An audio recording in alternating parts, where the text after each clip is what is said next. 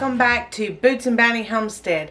Today we are in Casey's kitchen and I'm giving you a simple, easy farmhouse one skillet kind of dish. So I have a lot of new subscribers lately and I'm doing a series on how to use your fresh vegetables or the ones that you have preserved in your pantry, just as I'm doing today. One is fresh, one is from the pantry. So let me show you the ingredients real quick and we will get started. So the ingredients I'm going to use today is going to be kielbasa. You can use chicken if you want, or you can use any kind of smoked sausage, or that is your preference. Turkey, beef, chicken, whatever you want to use. Or you can even use shredded chicken or chunked up chicken as long as it's cooked. We will also be using our potatoes and then our canned green beans that we just did. Now for right now, that's only 3 ingredients and I'll show you the 4th in a second. But for right now, what I'm going to do is you can either peel these or you can leave the skin on. That is totally your preference. But I'm going to cut these up and I'm going to put them in a bowl of water.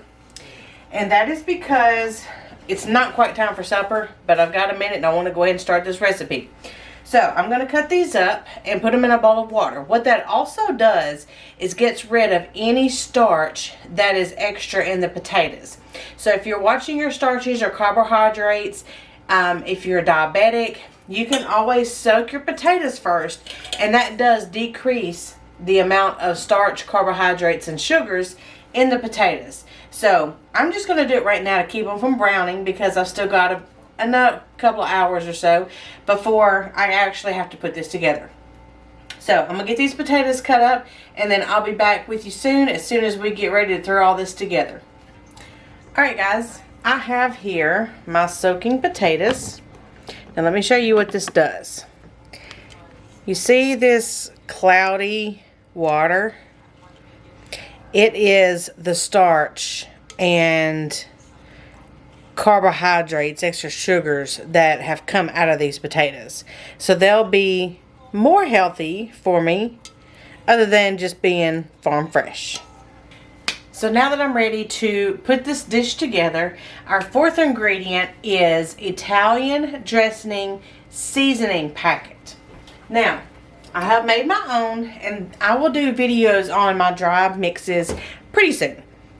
But here is my dry Italian mix and 2 tablespoons of dry mixes equal what's in a dry packet. So we're going to use 2 tablespoons of my homemade dry Italian mix to equal 1 packet. Otherwise, you can just buy one of the little, they're usually red packets of Italian seasoning. So we're going to set this to the side and we'll use this later. And right now we've got to cut up the smoked sausage. Now you can cut these in like coins, you know, just little round slices, or you can cut that in half and make like half moons. Just whatever you prefer, or you can even quarter it. It's totally up to you in what or how you want to cut your meat up. Like I said earlier, you can use any kind of meat that you want in this dish and any amount of vegetables. It's all in how many do you need to feed, and if you want leftovers, or you know, how does your family flow with eating leftovers, or you know, that kind of thing. So I'm not going to give you an exact measurement of anything I'm using except for what I use, and you can determine how much you need to use as to how much I'm using and how much that it does make. I'm going to be using 1 quart of our home canned green beans, and I'm going to drain this off. I have cut up 4 medium to large size red potatoes, and then I'm going to be using 1 pound of kielbasa. So let me get the meat cut up and then I'll show you how to put this together. I'll tell you what I'm going to do first. We're going to kill 2 birds with 1 stone. I went ahead and drained these potatoes, and I'm going to go ahead and get them cooking while I cut the meat, so that way we can cut down on time, because this is what it's all about, right? So we're going to take, I do have a non-stick skillet, and you can do this in cast iron if you would like to. I'm going to go ahead and do this in non-stick skillet just to make it a little bit faster. We're going to drizzle some oil on the bottom of the skillet and turn it on medium-high.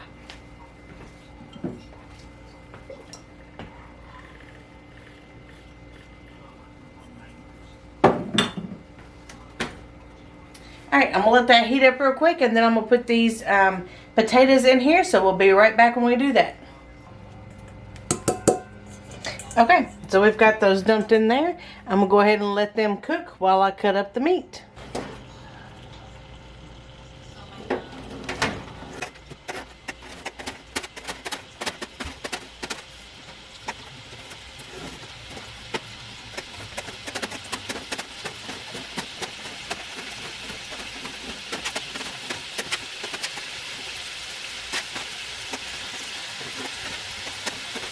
Alright, so we've got our meat cut up. Stir these around a little bit.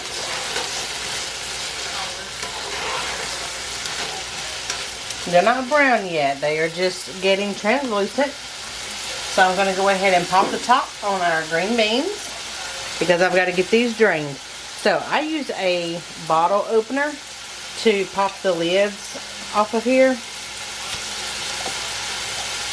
I always use a knife, like a butter knife, to put it up under the lid and pry it off. But here recently I've tried to make myself start using the bottle cap. So let me drain this and y'all watch that.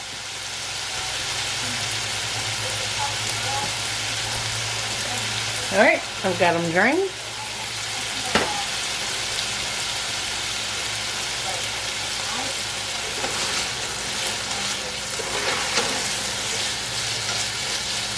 Okay, let's give it about 5 minutes and then we'll come back and we'll put the meat in. Alright, we have not gotten these brown, but they are starting to get done. So I'm going to go ahead and add the meat at this stage. The potatoes, they're not white anymore. They're kind of that translucent, creamy color. And I have not browned these yet. And I don't really plan to do that. You can if you want to. But I'm going to go ahead and start adding the meat now so they can start absorbing each other's flavor. And since the green beans are already canned and cooked and soft, we're going to add those at the very last minute. Alright, we're going to mix this in. Stir it around and warm it up. Let those potatoes finish cooking. So just keep our eye on it, stir it around, and give it just a few more minutes. Now as you're sitting here letting this cook, you want to check your potatoes for doneness.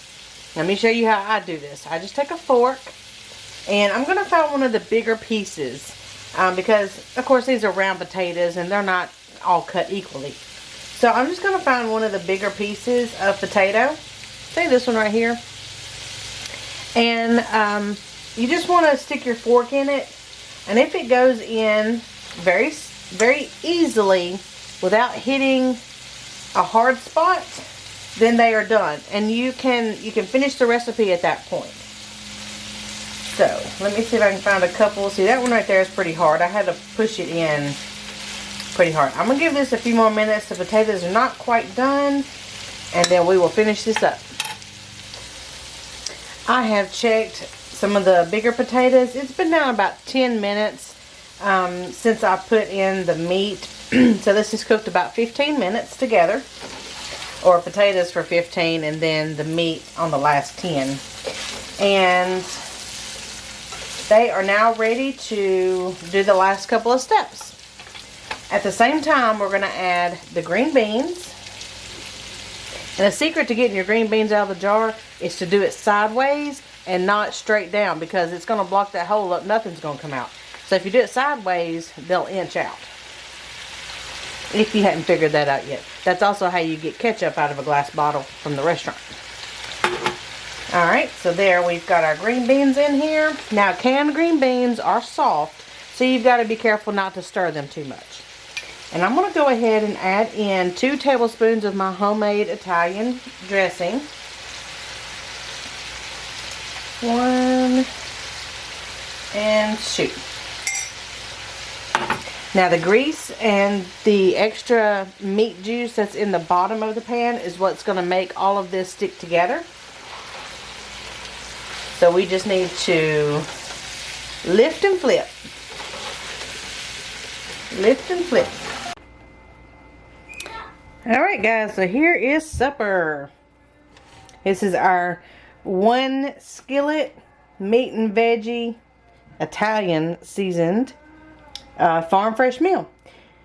And this is one of those meals you may be thinking, why in the world did I not ever think of that? Well, you can do this several different ways, like I mentioned earlier in the video, with different meats. You can also throw in like your zucchinis. You can put some tomatoes in here.